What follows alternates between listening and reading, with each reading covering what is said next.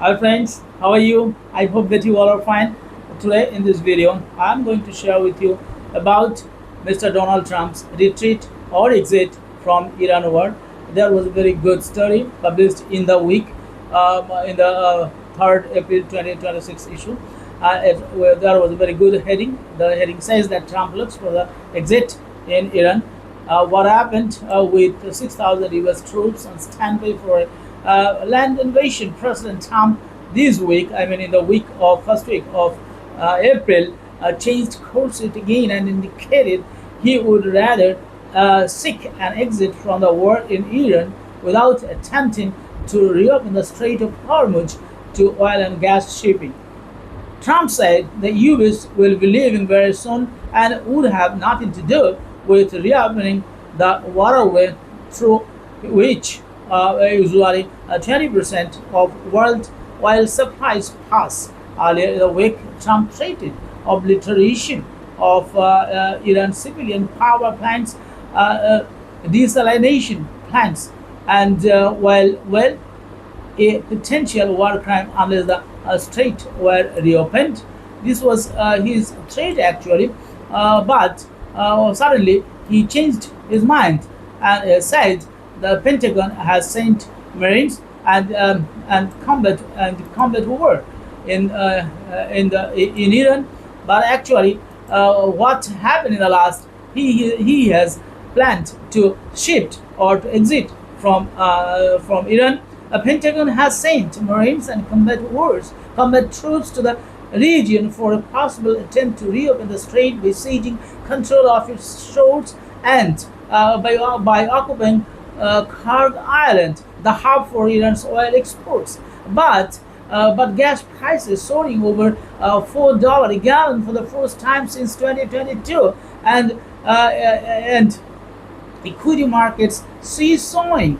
Tom Backchannel from the steeping political costs of possible U.S. casualties and of extending the war by months. He indicated he was ready to walk away and let NATO allies to go and open it themselves. The hard part is done. Get your own oil, Tom said. As the week went to praise, Trump was scheduled to address the nation to explain why he believed the war had been won. He believed that the war had been won, but the people in the world do not believe or do not think that the war has been ended. Over the past week, Trump provided varying objectives for the war. He said his one goal was to end Iran's nuclear capacity, and that has been attained. Although a stockpile of 970 pounds of near bomb grade uranium remains in the country, presumably inside its bombed nuclear sites. Trump also said the bombing campaign had led to a regime change, although the hardline theocratic Islamic Republic remains in control. Trump claimed that Iran's new regime president had asked for a ceasefire, but Iran, which has not changed precedents is engaged in no negotiation, said Foreign Minister Abbas Araghchi. He told Iran's trust levels with the US at zero. Trump said the strait would automatically open once the US pulled back. Ibrahim Azizi, head of the Iranian Parliament National Security Commission, disputed that, indicating the country would now choose who could pass and charge tolls. The strait will certainly reopen, Azizi said, but not for you, but not for the US, okay, or not for the Trump alone. So what the columnist said, Trump's triumphalism is hard to reconcile with the facts on the ground, said Jachari Besu in Axios. By conventional military measures, the US and Israel are demonstrating, but a hostile but a hostile hardline regime is still in place. Iran's nuclear threat remains, and its continuing stranglehold over the Strait of Hormuz is threatening to metastasize into a long-term strategic crisis.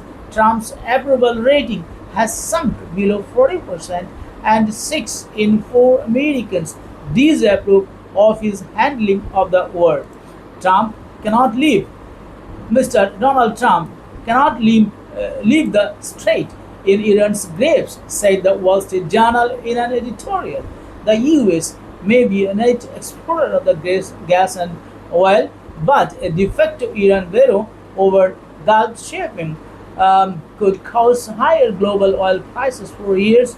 And just think what it would say about the credibility of the US deterrence. Opening the strait by force is simply not an opinion, said Yov. Who said it was said by Yov Gallant, the U.S. press. The narrow, see, if you see, you will find that the narrow waterway can be easily mined and has nearly 100 miles of shoreline where ships are within range of missiles, drones, and fast-track craft. Iran's drones and you see Iran's drones and missiles are kept there. It is believed by a section of people that that Iran has put their missiles and mines there. So Iran's drones and missiles have put the US on its back foot, said Nicholas Police, the New York Times. Iran's continuing attacks on Israel and Gulf countries attest that it has thousands of remaining missiles and drones which can destabilize the region and inflict a punishing cost on the foes. The president's tragic miscalculation on Iran revealed a blind spot, said Ganesh in the Financial Times, stating that everyone is driven by selfish material concerns. He doesn't grab the human behavior can have a moral or ideological root. It is hard to conceive of a president less suited to taking on a revolutionary state with the ideological conviction to sustain a protracted fight against hated enemy. Trump has provided the worst wartime political leadership in the US history, said Elliot A. Cohen in The Atlantic. The president failed to line up allies or court national unity in a time of war. The preening, bellicose defense secretary Pete Hegseth has caused the conflict as a holy war between the Christians and Muslims. Trump's other advisors are no better an array of Tories and leaks pleaders operating beyond their competence in an atmosphere of organizational chaos. Watching the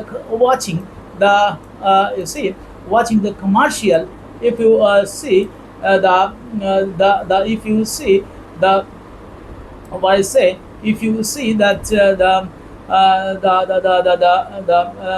watching the concern Trump flail, flip flop, and blaster is embarrassing, said Thomas L. Friedman in the New York Times. This is what you got, and when you put into the Oval Office an impulsive, unstable man, if he were not our president and Iran were not a dangerous enemy, we could savor the spectacle of Trump getting what he deserves, but the cost will be steep and we'll all going to pay.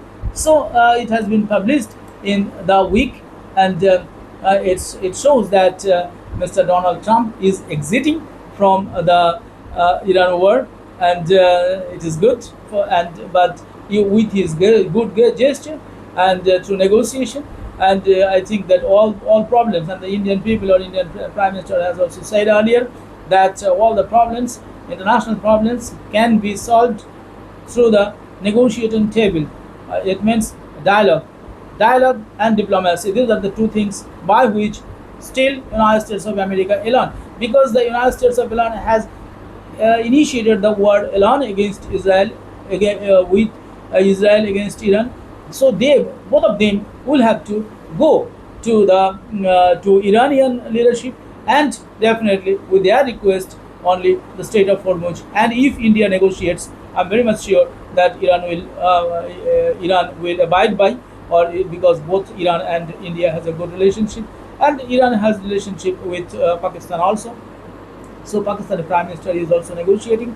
But I think that it could be better if the United States of America would depend on India, then the Strait of Hormuz would open earlier. And because the problem created by Donald Trump has been suffering by the people in the world as a whole, because the cost of oil and fuel has been increased to a large extent in all the places. The cost of medicine has been increased. The cost of transportation has been increased. The cost of food and beverage, everything has been increased in almost every country in the world. So as a result, people are blaming both the United States of America and Israel for initiating war against Iran, a very old civilization, and by saying that United States of America will destroy or obliterate the Iranian civilization was one kind of war crime, is saying or believing by the political scientists in the world. So let's solve the problem through dialogue and diplomacy. With these hope and expectation, I would like to close this video here. Thank you very much for listening to this video and watching this video.